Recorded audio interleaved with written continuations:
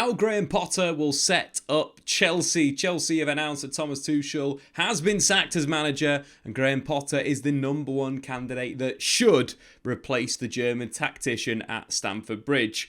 So first and foremost, from a tactical perspective, there won't be much change under Graham Potter in terms of his style and setup. He's moved between a back three and a back four at Brighton, and they've looked very, very good in the transition, in possession, pressing, all aspects of the game. They are the serial overachievers. Since the start of last season, Brighton have picked up the 7th most points in the Premier League, with only Spurs, Chelsea, Man City and Liverpool having lost fewer games than Brighton. But if you look at the value of their squad, Brighton actually ranked 18th in the Premier League in terms of that squad value. Tactically fluid, possession-based, progressive style of football, of course, under Graham Potter. So let's take a look at his style at Brighton and then apply it to Chelsea. I do think it may be a variant of a kind of a 3-4-2-1, or alternatively, we might see a little bit more of a diamond in midfield, with a Jorginho holding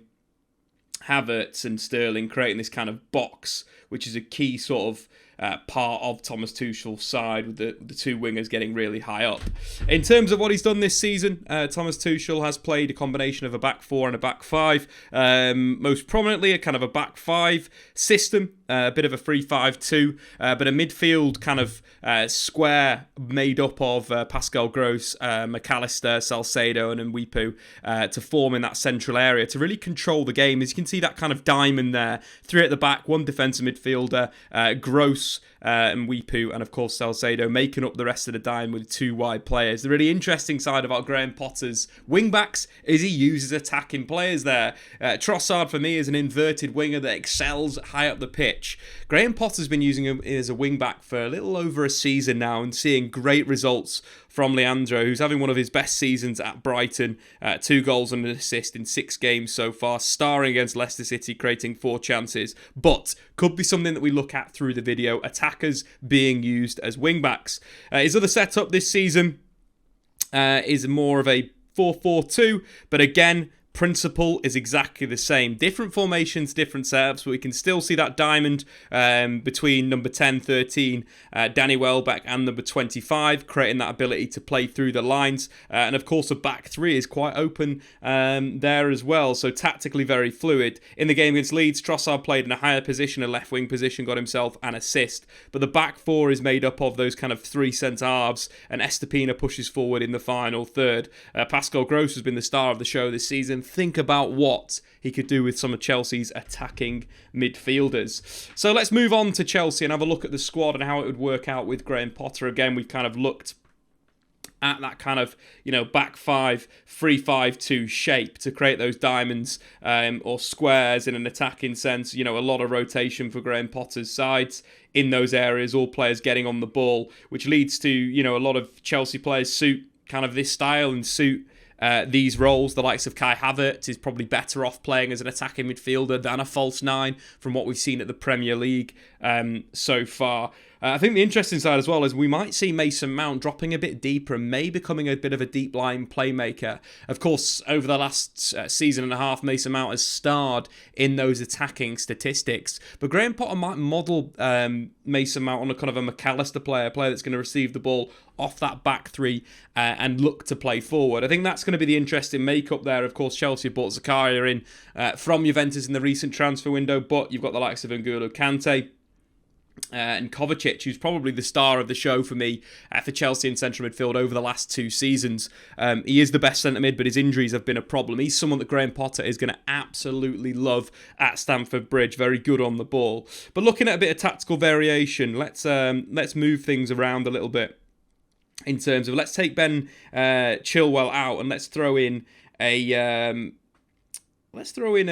Christian Pulisic into the mix. I think he could be a really good profile for that player that cuts inside onto the right foot from the left wing from wing back. In terms of a defensive sense for his Chelsea team when playing a back four, Reece James, Koulibaly, Thiago Silva and Cucurella. Of course, Wesley Fofana could come into either of these centre-back positions. Havertz on the the right-hand side, and Sterling and Aubameyang in possession in a striking position. Of course, this is their kind of defensive shape, because where Graham Potter's sides really evolve, they get those 5 attackers into the final third, as we see with Liverpool with their fullbacks, as we see with Man City with their free eights. So we'd probably see Aubameyang kind of leading the line, Sterling drifting to that inside position, Havertz moving into attacking midfield, Reece James becoming the nominal winger, and then Pulisic on the other side, creating this kind of box midfield, or this diamond in midfield to play through the lines. The really interesting side with Cucurella, one of the really excitements I saw when he joined Chelsea, was he could play that overlapping centre-back role that he played under Graham Potter. So Cucurella would start as part of a back three in possession for Graham Potter's side. Trossard would cut inside, and then Cucurella would provide overlaps in the final third. It would just make Chelsea far more difficult to play against in that attacking area. And I do believe that that's going to be the style that we'll probably see under Graham Potter if he moves over. Looking through Chelsea attackers that probably need a little bit more time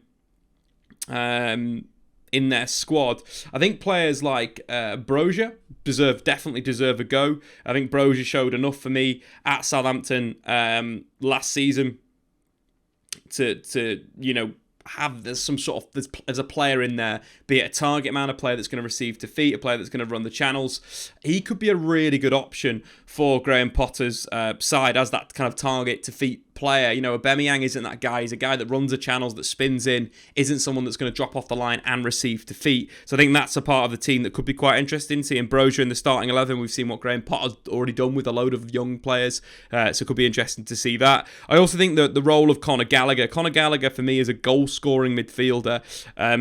In the Premier League last season, 8 goals in 34 games, a player that likes to get into the penalty area, in and around the box. And I think that could be, a role for him in this Chelsea team, utilising him in those kind of attacking areas versus what we saw with Tuchel after he came back, was kind of using him deep in midfield, which I don't quite like at all. So it's one of those things where we might see Conor Gallagher into an attacking area as well. So Chelsea could very much be different by the end of the season. We could see, the likes of Brozier coming into the side. We could see if Conor Gallagher could come into the team. Let's say with Kovacic in defensive midfield. Let's throw Mason Mount to that left-hand side. Mason Mount is pretty good out there in that area. Has he got enough to be a defensive wing-back? Probably not, but Cucurella would provide that coverage. I think that would give Chelsea a lot of unknown entities. The likes of Sterling, Havertz, and Brozier are all going to want to... Conor Gallagher all want to support Brozier in the box, got the width out wide.